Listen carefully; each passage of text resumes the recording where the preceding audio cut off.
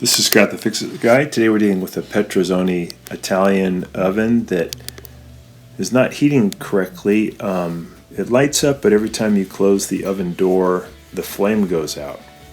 So I'm going to remove this. I got the racks out first, but I'm going to remove this panel that's on top of the bake burner by removing two Phillips head screws on the front. This model actually comes apart pretty easily. Take out these two Phillips head screws, and then I can lift up on the panel and get that out of the way. And that gives me access to the bake burner assembly, which is just right there in front of you. And you can see the burner assembly here.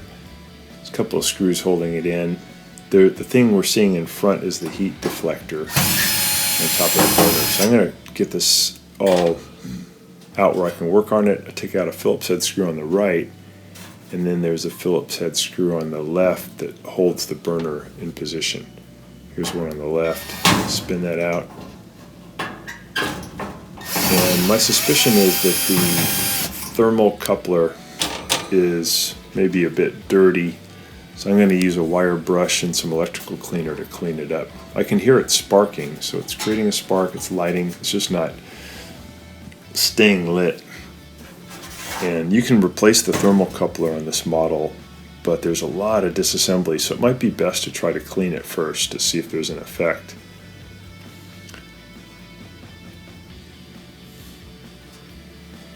So there's a couple of clips that hold on the spark assembly and the thermal coupler, and I just lift it up on this one bracket to help loosen it up. I did remove the screw, but it's kind of stuck, so I lifted it up. Now the Venturi tube, the burner tube, the whole assembly can come out towards you, but it's still hooked up to the wire. Here we see the little ports where the gas comes out when it lights. There's our spark module to the left, and it's being held in by a little clip, and I'm just going to use a standard head screwdriver to remove that clip and the clip that holds on the thermal coupler. You could leave everything in place and clean it just inside the oven cavity. Pretty easy to do. You can use your wire brush and your electrical cleaner, but I'm going to remove it just to have better access. So these are kind of rare ovens. They're really nice. I don't see them that much in the United States. So I'm putting a standard head screwdriver in to try to pry this clip off. Be careful because it's ceramic. Don't put too much pressure against the ceramic. And then once you get that clip off, that spark assembly will just pull straight out. So I got that out, and then there's a clip on the thermal coupler that's kind of the same deal. You just got to get something in there to pry it out.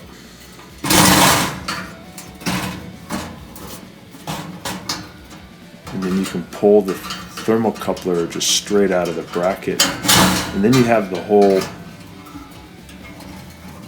burner assembly where you can work on it easier.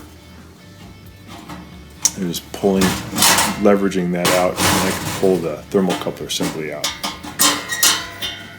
So this one was pretty dirty, and also it seemed like the copper wire coming into the thermal coupler was loose, so I pushed it in a lot more securely, and I cleaned it with a wire brush, and also I used some electrical cleaner. Here's the stuff I was using, the CRC electrical cleaner. You can get it at Home Depot. So I got it wire brushed. I'm going to clean it, and this stuff evaporates really fast, so you don't want to get it near a flame until it's all evaporated, but by the time you get it back together, it'll be all evaporated. So I put everything back together after cleaning it, and then put those screws back in, the two Phillips head screws that hold in the lower panel, and put the racks back in. And then when I started it up, I noticed that the flame was stronger, and when I closed the door, it did not go out. So everything worked better. I think the thermal coupler was just loose, probably was the main problem, and that's why it wasn't sending a signal for the safety valve to stay open. So I have to push in and then turn. I can hear it clicking, and then I can see the blue flame. I have ignition, and then closing the door did not turn it off, so it started to actually work properly again. But here's what it looks like. Here's the little brand name. Really nice looking stoves and ovens. And I gave it a test. I got up to 350 degrees as it should properly. The flame did not go out. So nice oven working again. Thanks for watching, and please subscribe.